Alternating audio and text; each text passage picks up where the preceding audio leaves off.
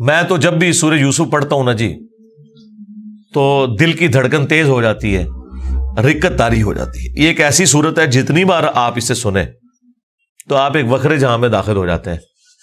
کیا سوز و گداز ہے، ایک شخص جو اللہ کا پیغمبر ہے اسے اپنے بھائیوں سے تکلیف اٹھانی پڑ رہی ہے جو کہ خود ایک پیغمبر کی اولاد ہے، کافر بھی نہیں ہے، اور پھر اللہ تبارک و تعالیٰ انہیں کہاں سے اٹھا کر اس وقت کی جو سب سے بڑی آپ سمجھ لیں امپائر تھی، اس کی سب سے کریٹیکل پوسٹ کے اوپر پہنچا دیتے ہیں۔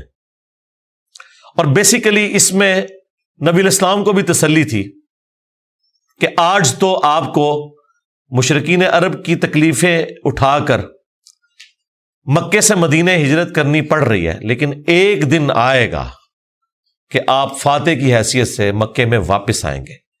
جس طرح آپ کے قبیلے کے لوگوں نے، قریش نے، جو اعلان نبوت سے پہلے آپ سے اتنی محبت کرتے تھے کہ آپ کو صادق اور امین کہتے تھے، اس لیول پہ آپ سے دشمنی نبھائی کہ آپ کو اپنا علاقہ چھوڑنا پڑ گیا۔ ایک دن آئے گا انہی لوگوں میں آپ فاتح بن کر آئیں گے، اور اس وقت آپ بادشاہ ہوں گے، اللہ کے خلیفہ ہوں گے، اختیار آپ کے پاس ہوگا۔ جس طرح کہ یوسف علیہ السلام کو ان کے بھائیوں سے تکلیف پہنچی اور انہوں نے ان کو بیچ دیا، وہ غلامی کی زندگی انہیں گزارنی پڑی، اس کے بعد جیل کی زندگی، اور الٹیمیٹلی اللہ تعالیٰ نے انہیں مصر میں آپ سمجھ لیں بے تاج بادشاہی بنا دیا۔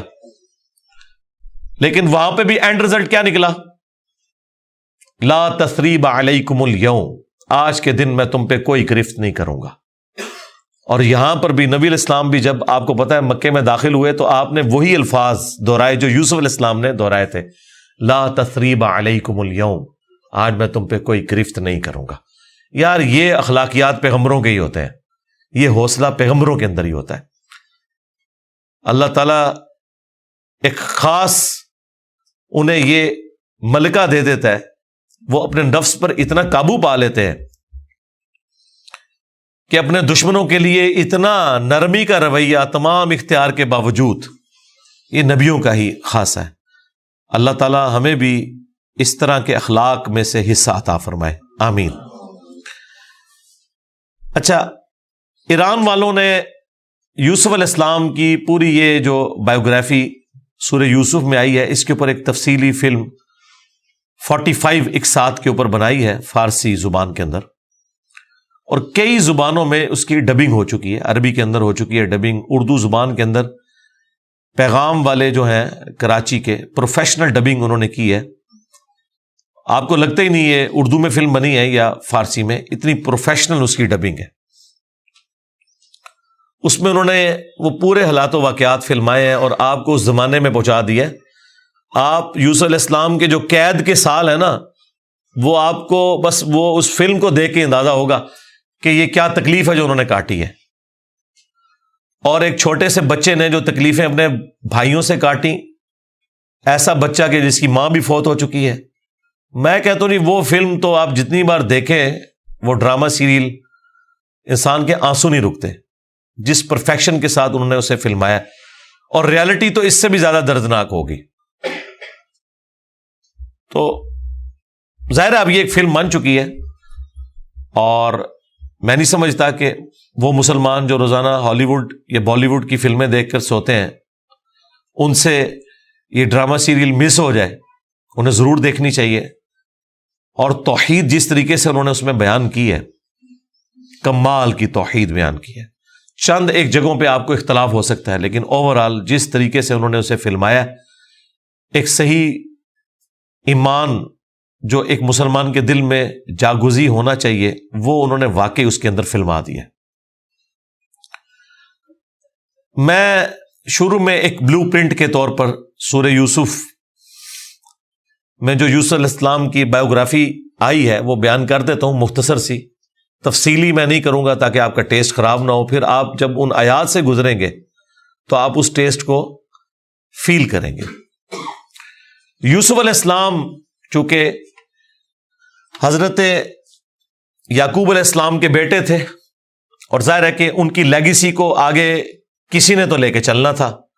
یوسف علیہ السلام کہ 11 بھائی تھے، ان میں سے ایک بنیامین تھے،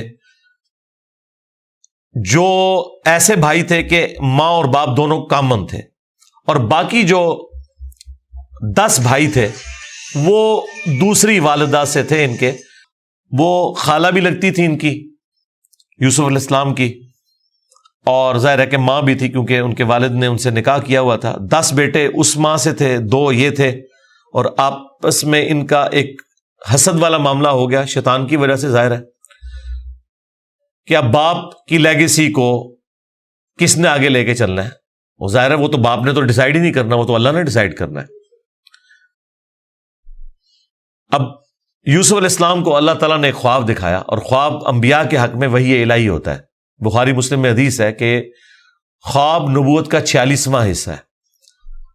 حضرت ابراہیم علیہ السلام کو بھی خواب میں ہی دکھایا گیا تھا، سورہ صافات میں آتا ہے کہ میں اپنے بیٹے کی قربانی کر رہا ہوں، اسی لیے انہوں نے اسے ایگزیکیوٹ کرنے کی کوشش کی اور اللہ تعالیٰ نے فدیہ بھیج دیا، لیکن ایگزیکیوٹ اتنی بڑی ایکٹیویٹی کو کرنا کہ بیٹا قربان کرنا، اسی لیے تھا کہ وہ وحی الہی تھا۔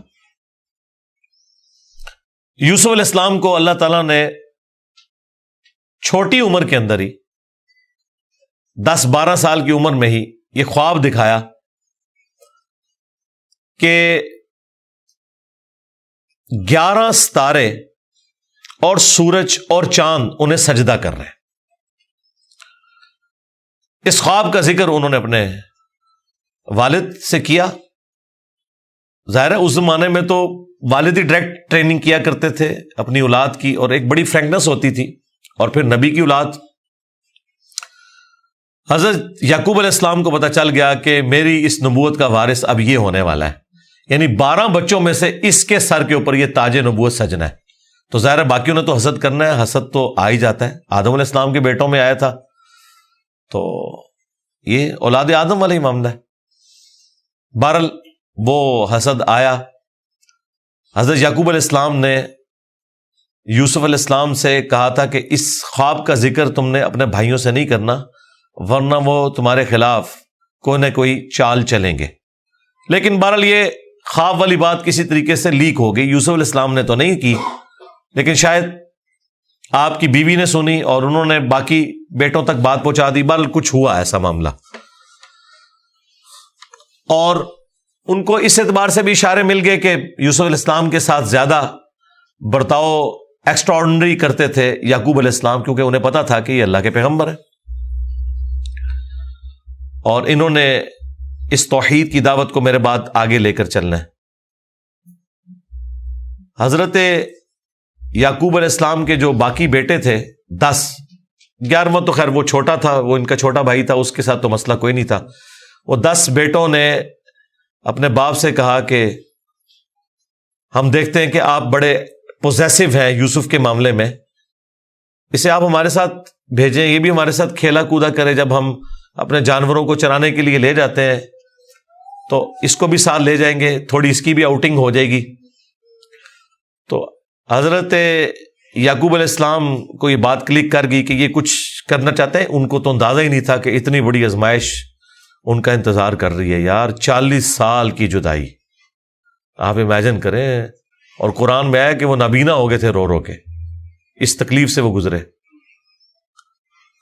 تو انہوں نے کہا کہ مجھے خطرہ ہے کہ تم یوسف کو صحیح طریقے سے دیکھ بھال اس کی نہیں کرو گے، کیئر لیس ہو جاؤ گے، چھوٹا بچہ ہے، کوئی بھیڑیا اس پہ حملہ آور نہ ہو جائے۔ انہوں نے کہا ہمارے ہوتے ہوئے 10 بھائی جس کے ہوں تو پھر تو ہم پھر نام کے ہی جوان ہوئے۔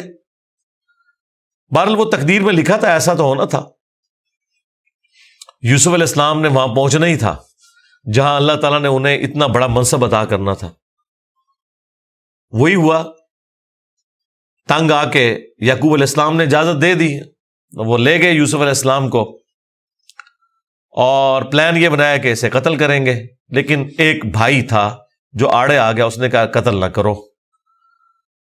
ہے تو ہمارا بھائی، ہم اسے کسی کنویں میں ڈال دیتے ہیں، اور ان زمانوں میں جو قافلے گزرا کرتے تھے وہ کنویں پہ پانی کے لیے رکتے تھے، تو ہو سکتا ہے کہ کوئی نکالے تو یہ اس کے ساتھ ہی چلا جائے، جان چھوٹ جائے، قتل نہ کرو۔ اور اس میں وہ یہ بھی کہتے ہیں کہ ہم اس وقت تو یہ ایکٹیویٹی کرتے ہیں، پھر بعد میں اللہ سے توبہ مانگ لیں گے، اللہ تعالیٰ بڑا بخشنے والا مہربان ہے، جو کچھ بھی ہے تیرے محبوب کی امت سے۔ یہ بھی قرآن میں نقل ہوا ہے، وہی سیم مینٹالٹی آگے چل رہی ہے، بعد میں نیک بن جائیں گے۔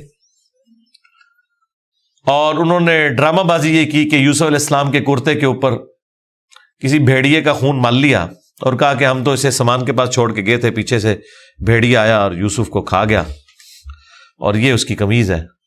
عشاء کے وقت روتے ہوئے آئے، رات کے وقت قرآن کے الفاظ ہیں۔ حضرت یعقوب علیہ السلام کو سمجھ آ گئی کہ یہ میری آزمائش شروع ہو گئی ہے، کیونکہ توحید ایک ننگی تلوار ہے۔ انہیں سمجھ آ گئی تھی کہ میں نے اپنے بیٹے سے جو اتنی شدید محبت رکھی ہے نا، اللہ تعالی مخلوق کی محبت کو برداشت نہیں کرتا، ایٹ لیسٹ ایک پیغمبر کے دل میں اس ایکسٹریم لیول کے اوپر جا کر۔ تو میری آزمائش شروع ہو گئی اب۔ تو انہوں نے کوئی بحث نہیں کی، انہوں نے کہا میں صبر کروں گا جو کچھ ہوا۔ ان کو پتا تھا کہ یہ اب اللہ کا فیصلہ ہے، کرنے سے کچھ نہیں ہونا۔ جو کوئی تھوڑی بہت کوشش کی وہ کی، انہیں اینڈ پہ ان کا میں اب صبر ہی کروں گا، جو اللہ اس کے لیے فیصلہ کرے وہی ہوا۔ ایک قافلہ وہاں سے گزر رہا تھا، انہوں نے پانی کے لیے ڈول ڈالا، اور یوسف علیہ السلام کو اللہ تعالیٰ نے قرآن میں آیا کہ یوسف کو ہم نے تسلی دی کہ ایک دن آئے گا کہ تم اپنے بھائیوں کو بتا دو گے جو انہوں نے یہ غلطی کی تھی، ہم تمہیں سرخرو کریں گے، بہرحال ابھی تو تمہارے لیے یہ طے ہو گیا۔ اور ظاہر جبرائیل علیہ السلام آنا شروع ہو گئے چھوٹی عمر میں ان کے پاس، ان کی تسلی کے لیے، اسی لیے ڈھارس بندی۔ انہوں نے پانی کے لیے ڈول ڈالا، یوسف علیہ السلام نے وہ پکڑا اور باہر نکل آئے، اور بھائی جو ہیں چھپ کے یہ منظر دیکھ رہے تھے۔ انہوں نے کہا یہ نہ ہو یہ پھر واپس آ جائے۔ انہوں نے چند ٹکوں کے عوض، چند دراہم کے عوض بیچ دیا، کہا یہ ہمارا غلام تھا، تو بھاگ کے آئے یہ ہمارا غلام ہے، اور جان چھڑائی اس طریقے سے۔ یوسف علیہ السلام بھی چپ کر کے چلے گئے، انہیں پتا تھا کہ میرے لیے فیصلہ ہو چکا ہے۔ اور کس تکلیف سے وہ مصر تک پہنچے، اور وہاں پہ غلاموں کا بازار لگتا تھا، وہاں بیچنے کے لیے عبرانی غلام، اور پڑھنا لکھنا بھی جانتے تھے، ذہین بہت تھے۔ تو عزیز مصر وہاں سے گزر رہا تھا، یعنی آپ سمجھ لیں بادشاہ کے بعد جو سیکنڈ پوسٹ ہوتی ہے۔ اس نے دیکھا کہ یہ تو شکل ہی غلاموں والی نہیں ہے، یہ کوئی ایکسٹرا آرڈنری بندہ ہے۔ اس نے خرید لیا اور لا کے اپنی بیوی سے کہا کہ یہ میں خرید کے لایا ہوں، اولاد تو ہماری کوئی نہیں، ہو سکتا ہے ہم اسے ہی اپنا بچہ بنا لیں۔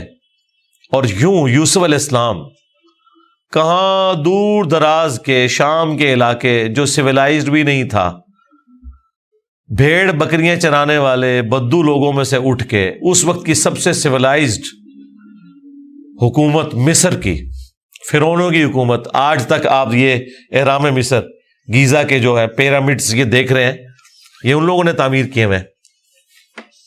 وہاں پہنچ کے، اور قرآن کے الفاظ ہیں کہ ہم نے یوں اس کے لیے معاملہ آسان کر دیا کہ وہ عزیز مصر کی تربیت میں رہے اور علم حاصل کرے۔ ظاہر ہے کہ وہ کتنی بڑی بڑی میٹنگز ہوتی ہوں گی، جس میں میٹنگ کا ارینجمنٹ کرنا، کھانے پینے کا ارینجمنٹ کرنا، اور ایک خادم کی حیثیت سے باتیں بھی سنتے ہوں گے۔ یوں اللہ تعالیٰ نے ان کی لرننگ کروائی، اور یوں وہ جوانی کی عمر کو پہنچ گئے۔ اب عزیز مصر کی جو بیوی تھی، ظاہر ہے کہ وہ ادھر کا جو ماحول تھا ایک بے حیائی کا، اس کا وہ شکار تھی۔ وہ صرف وہ نہیں تھی، باقی عورتیں بھی تھیں۔ اس کی قسمت مری ہوئی تھی اس اعتبار سے کہ آزمائش سب سے پہلے اس پہ پڑی۔ یوسف علیہ السلام کو اللہ تعالیٰ نے حسن دیا ہوا تھا، تو وہ ان پہ فریفتہ ہو گئی، اور اس نے کوشش کی کہ انہیں برائی پر آمادہ کرے۔ دروازے بند کر دیے، قرآن کے الفاظ ہیں، برائی کی طرف بلایا۔ پہلے بلایا تو کسی اور کام سے تھا، اور اللہ تعالیٰ نے قرآن میں کہا کہ اس عورت نے یوسف کا قصد کیا، یوسف بھی قصد کر لیتا اگر اپنے رب کی نشانی نہ دیکھ لیتا، برہان۔ اور وہ نشانی قرآن میں نقل نہیں ہوئی، اسرائیلی روایتوں میں ملتا ہے کہ ان کو ان کے والد یعقوب علیہ السلام کی شبیہ دکھائی گئی، جو کہ یوں انگلی سے اشارہ کر رہے تھے کہ بیٹا یہ کام نہیں کرنا، اس طرف نہیں آنا۔ تو وہ بچ کے، ظاہر ہے اللہ نے فرمایا کہ یہ ہمارے مخلص بندے تھے، یعنی مخلص چنے ہوئے. ایک لفظ ہے مخلص جو اخلاص شو کرتا ہے، ہم مخلص ہونے کی کوشش کرتے ہیں، لیکن مخلص پیغمبر ہوتے ہیں جنہیں اللہ اپنے لیے خالص کر لیتا ہے. اللہ نے کہا ہم نے بچایا، یعنی انبیاء بھی جو بچتے ہیں نا برائیوں سے، وہ اللہ کی مدد کی وجہ سے. بہرحال اس تکلیف سے وہ گزرے، خبر لیک ہو گئی، کیونکہ جب اس نے قصد کیا تو یوسف علیہ السلام بھاگے. اللہ تعالیٰ نے مرزانہ طور پر وہ دروازے کھول دیے، اور یہ سین جس طریقے سے انہوں نے فلمایا ہے پہنچا دیا جی انہوں نے اس جگہ پہ، اس فلم کے اندر ایران والوں نے. بہرحال قرآن کے الفاظ ہیں، جب وہ دروازے کے اوپر پہنچے تو وہاں سے عزیز مصر آ گیا، اور پیچھے عورت بھی ہے تو اسے بھی شک پڑ گیا. وہاں پہ کوئی سیانہ بندہ تھا جس نے کہا کہ یہ دیکھو کہ اگر یوسف کی قمیض آگے سے پھٹی ہوئی ہے تو یوسف جو ہے وہ مجرم ہے، اور اگر یہ پیچھے سے پھٹی ہوئی ہے تو پھر وہ عورت مجرم ہے. کیونکہ یوسف علیہ السلام بھاگے تھے، اس نے پیچھے دوڑ لگائی ان کو پکڑنے کے لیے، تو پیچھے سے قمیض پھٹی ہوئی تھی اور وہ پیچھے سے پھٹی نکلی. ایران والوں نے فلم میں یہ فلمایا کہ وہ ایک شیرخوار بچہ بول اٹھا، لیکن یہ دور کی بات ہے. اگر یہ واقعہ ہوا ہوتا تو سارے کے سارے یوسف علیہ السلام کو اسی وقت نہ مان لیتے کہ یہ تو کوئی عام انسان نہیں ہے. مجھے لگتا ہے کوئی سمجھدار آدمی تھا جس نے مشورہ دیا، اور یہ لاجیکل بھی تھا. تو عزیز مصر کو پتہ چل گیا کہ اس عورت کی چال ہے، پھر بھی وہ باز نہیں آئی. جب اس کی خبر لیک ہوئی تو اس نے کہا میری تو دم کٹ گئی ہے، میں اب ساری عورتوں کی دم کٹواؤں گی. اس نے وہ جتنی بڑے اشرافیہ وہاں مصر کا تھا ان ساری عورتوں کو دعوت پہ بلایا، اور سب کے ہاتھ میں ایک ایک چھری دے دی، قرآن کے الفاظ ہیں، اور ایک ایک سیب دیا، اور یوسف علیہ السلام کو کہا کہ ان عورتوں کے سامنے آؤ. تو قرآن کے الفاظ ہیں کہ جب یوسف علیہ السلام ان کے سامنے آئے تو عورتوں نے بے خیالی میں وہ کاٹتے ہوئے سیب کو اپنی انگلیاں بھی کاٹ لی. کاٹنے سے مراد یہ نہیں کہ وہ کٹ کے علیحدہ ہوگی، مراد یہ کہ اس پہ تھوڑا بہت زخم آیا. یہ اتنا نہیں ہے کہ وہ انگلیاں ٹوٹ ٹوٹ کے کوئی علیحدہ ہو گئی تھی، یا کوئی ساری عورتوں نے یہ سب کچھ کر لیا. ڈاکٹر سرار صاحب نے اس کی اچھی توجیہ بیان کی ہے کہ ہو سکتا ہے کہ کسی عورت کی انگلی زخمی ہو، اور یوسف علیہ السلام چونکہ غلام تھے وہ اس کی طرف متوجہ ہوں کہ میں اس کو پٹی کر دوں یا اس کے لیے کچھ ارینجمنٹ کروں، تو باقی عورتوں نے یوسف علیہ السلام کو اپنی طرف اٹریکٹ کرنے کے لیے جان بوجھ کے خود ہی اپنی انگلی کاٹی ہو کہ تاکہ وہ متوجہ ہوں. کوئی بہرحال اس طرح کا سلسلہ ہوا ایک ایکسٹرا آرڈنری. اور جب یہ حالت ہوئی تو اس نے پھر کہا کہ ہاں یہ تھا جس کے لیے تم مجھے بات کر رہی تھی، تم لوگ بھی تو اس میں گرفتار ہو گئے. اور پھر اس کی ڈٹائی ہے، اس نے کہا کہ میں اسے برائی کی طرف بلا رہی ہوں، اگر اس نے یہ میری بات نہ مانی تو میں اسے جیل میں ڈلوا دوں گی.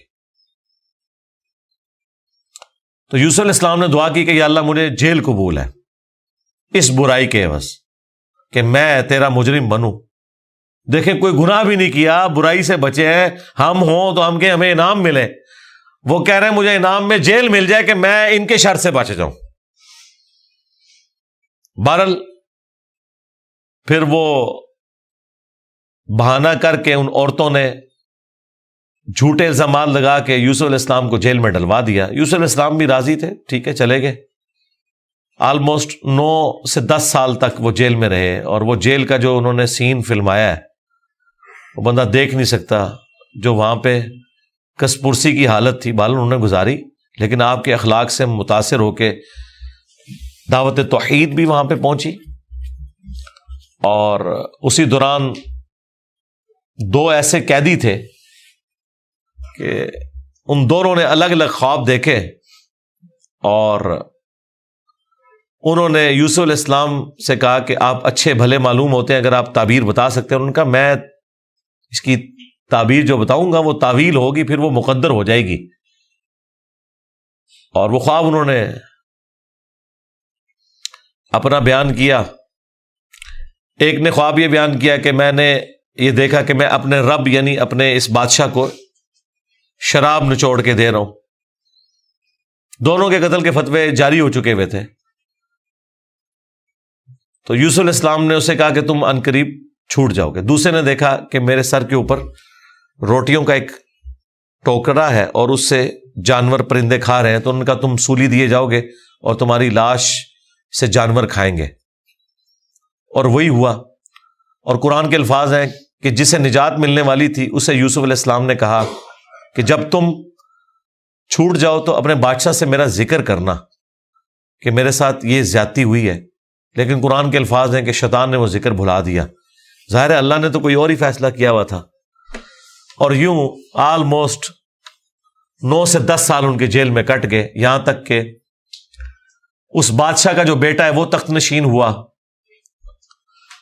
اور اس نے خواب دیکھا۔ ظاہر بادشاہ کو اللہ تعالیٰ اس طرح کے خواب دکھایا کرتا تھا، مخلوقات کو دیکھنے کی ذمہ داری اللہ تعالیٰ نے بادشاہوں کے اوپر ہی رکھی ہوئی ہے جو ان کے انڈر رعایا ہے، کہ 7 دبلی پتلی گائے جو ہیں وہ نیل سے نکل کے 7 موٹی گایوں کو کھا رہی ہیں، اور 7 خشک بالیاں ہیں اور 7 جو ہیں وہ ہری بالیاں ہیں۔ اب یہ بڑا ایک ایکسٹراڈنری خواب تھا۔ اس نے اپنے وہ سارے تعبیر بتانے والے بلائے، سب کے سب عاجز آ گئے۔ تو وہ جو چھوٹ چکا تھا ایک قیدی، وہ بادشاہ کا بڑا قریبی تھا جو اسے شراب بنا کے دیتا تھا، اسے یاد آیا کہ ہاں ایک شخص قید میں ہے۔ اور یاد کب آیا؟ دیکھیں 9-10 سال کے بعد۔ اس نے کہا میں ایک ایسے شخص کو جانتا ہوں کہ جو آپ کو اس کی تعبیر بتائے گا۔ تو وہ بادشاہ نے کہا ٹھیک ہے، اسے لے آؤ یہاں پہ۔ یوسف علیہ السلام نے تعبیر بتا دی جو باقی معبر نہیں بتا سکے۔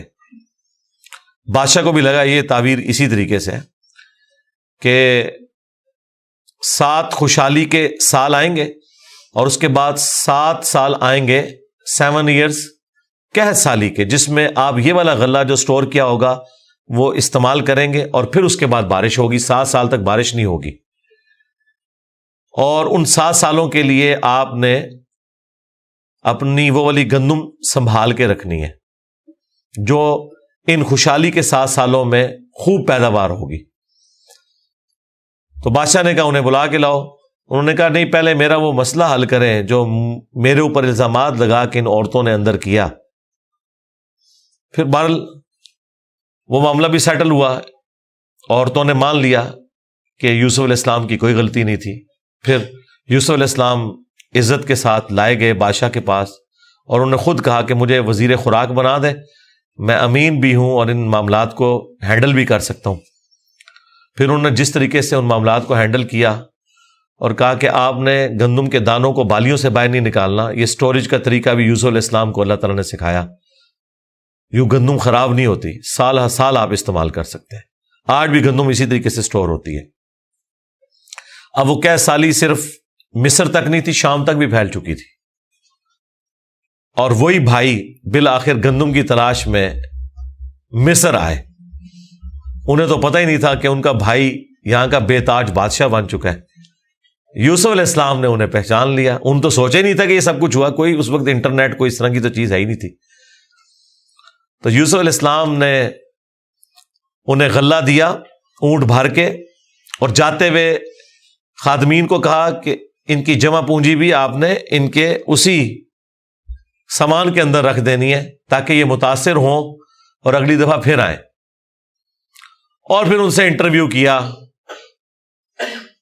تو انہوں نے کہا ہمارے تو اس طرح بھائی ہیں، ایک بھائی ہے وہ ہمارے والد صاحب تو اس کو اپنے سے جدا نہیں ہونے دیتے، اس کے اندر وہ اپنے اس بیٹے کو تلاش کرتے ہیں جسے بھیڑیا کھا گیا تھا، اور وہ بیٹا سامنے تھا۔ یوسف علیہ السلام کے بارے میں اللہ تعالیٰ فرماتا ہے کہ یوسف علیہ السلام یہ باتیں سن رہے تھے اور دل ہی دل میں کہہ رہے تھے کہ تم ظالم ہو، لیکن اللہ کی طرف سے اجازت نہیں تھی۔ ان کا اچھا پھر تم دیکھ رہے ہو اس بھائی کا بھی سامان میں تمہیں دیتا ہوں، اگلی بار اس بھائی کو ساتھ لے کے آؤ گے ورنہ میں تمہیں سامان نہیں دوں گا۔ ظاہر ہے کسی بہانے سے تو بلانا تھا نا۔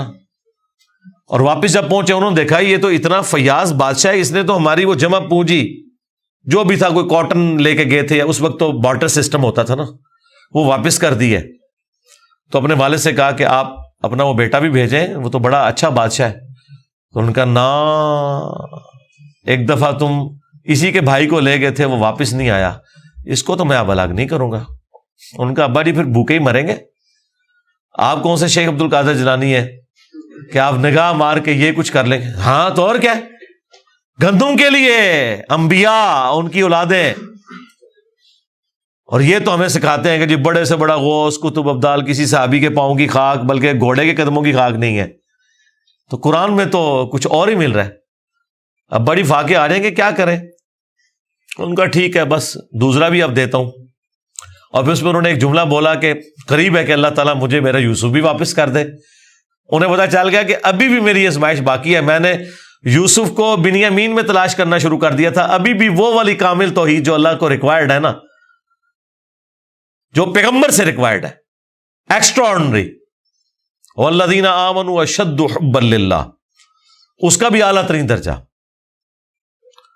تو انہوں نے کہا بہرحال مجھ سے پکا عہد کرو کہ اس بھائی کو واپس لے کے آؤ گے یہاں تک کہ سارے قتل ہو جاؤ, پھر تو معافی ہے. ادروائز تم لوگ زندہ واپس آئے اور اس کو نہ لائے میں تمہیں معاف نہیں کروں گا. ان کا جی ابا جی عہد کرتے ہیں جی, میں فکر ہو جائے آپ, ایسے ہی ہوگا. لے گئے. اب وہاں تو یوسف علیہ السلام نے پلان کیا تھا. جاتے ہی انہوں نے بنیامین کو تو اپنے پاس بلا کے کہا کہ میں تیرا وہ گم شدہ بھائی یوسف ہوں. بلکہ ان کی نظر میں تو وہ سمجھ لیں فوت ہی ہو چکے تھے.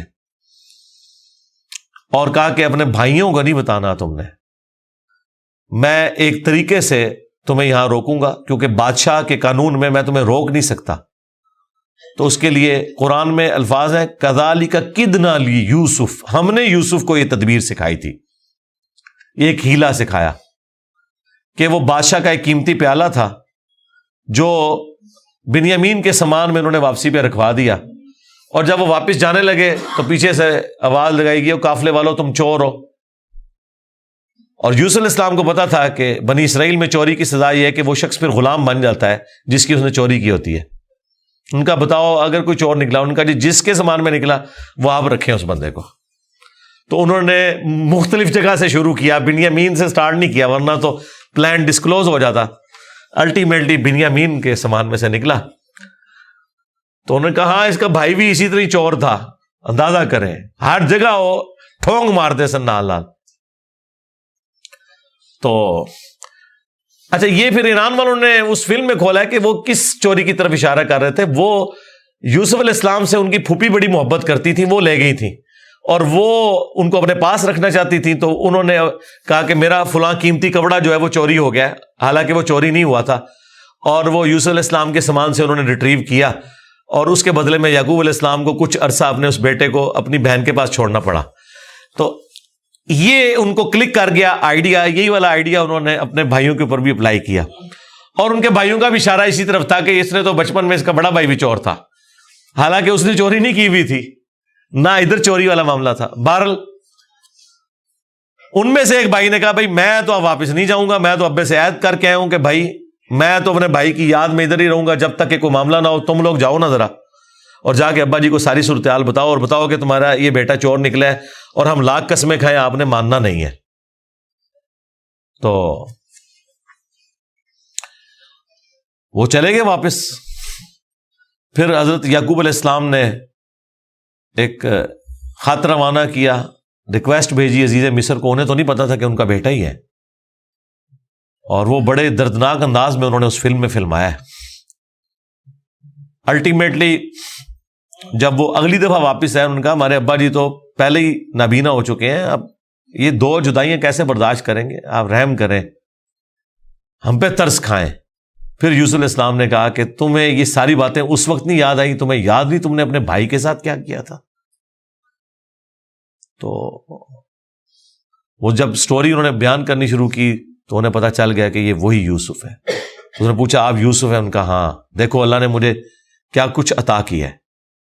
اور انہوں نے کہا کہ ہمیں معاف کر دیں. انہوں نے کہا لا تثریب علیکم اليوم, آج کوئی گرفت نہیں ہے.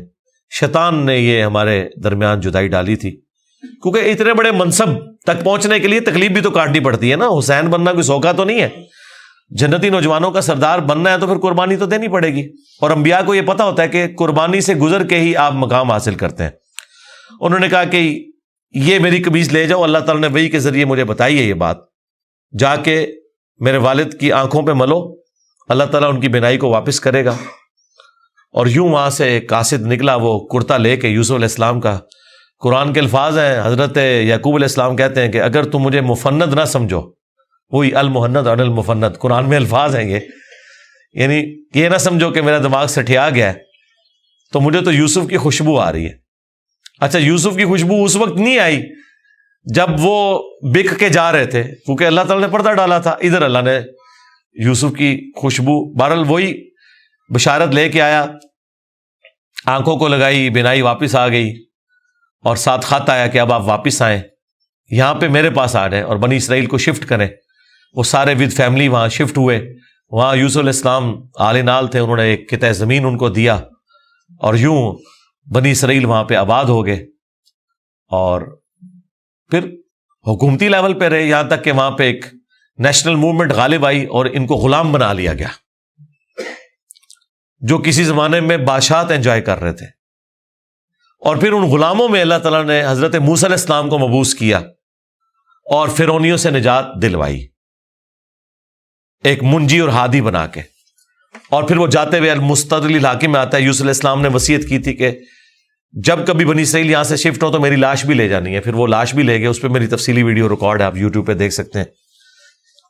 یہ پورے کا پورا ایک معاملہ تھا. اور پھر وہ آخر میں وہی ہوا کہ سجدہ تعظیمی کیا یوسف علیہ السلام کو ان کے بھائیوں نے اور ماں باپ نے. ان زمانوں میں سجدہ تعظیمی جائز تھا، جس طرح کہ آدم علیہ السلام کو فرشتوں نے کیا، اور اس امت میں حرام ہو گیا. ابو داؤد میں اور ترمذی میں حدیث ہے کہ اگر میں سجدہ تعظیمی جائز سمجھتا تو بیویوں سے کہتا کہ اپنے خامدوں کو کریں اس حق کے سبب.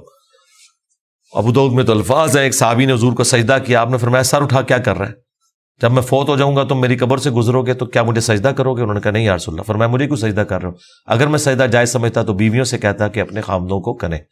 اور یہ سجدہ تعظیمی، سجدہ عبادت ہمیشہ سے اللہ کے لیے رہا ہے. جبرائیل علیہ السلام نے حضرت آدم کو سجدہ عبادت نہیں کیا، سجدہ تعظیمی تھا. ان زمانوں میں ٹو باؤ ڈاؤن بھی ہوتا تھا، جھکا بھی جاتا تھا. ہمارے نبی علیہ السلام پر اللہ تعالیٰ نے جو ختم نبوت فرمائی تو توحید بھی ایسی کامل کی ہے کہ اب یہ سب کی سب معاملات ختم. ختم نبوت کی برکت سے کشف، الہام، یہ سب کچھ ختم غیر نبی کے اوپر، سوائے بخاری مسلم میں ہے مبشرات، وہ بھی خواب. وہ اللہ کی طرف سے بھی ہو سکتے ہیں، شیطان کی طرف سے بھی ہو سکتے ہیں، نفس کی طرف سے. وہ تو وقت پورا ہوگا تو پتہ چلے گا یہ سچا یا جھوٹا ہے. باقی نبی علیہ السلام نے کہا اب یہ نبوت کی خبریں ختم ہو چکی. اگلے زمانوں میں یہ ہوتا تھا، اللہ تعالیٰ غیبی خبریں دیا کرتا تھا غیر انبیاء کو بھی.